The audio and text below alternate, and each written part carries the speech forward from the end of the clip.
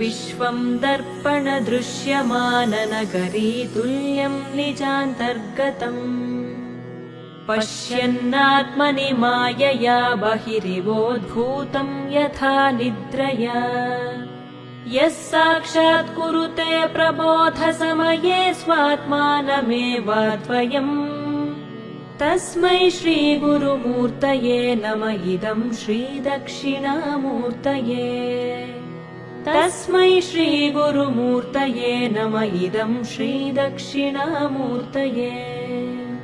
बीजस्यान्तरिवाङ्कुरो जगदिदं प्राङ्निर्विकल्पं पुनः मायाकल्पितदेशकालकलना वैचित्र्यचित्रीकृतम्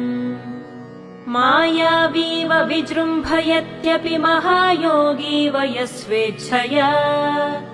तस्मै श्रीगुरु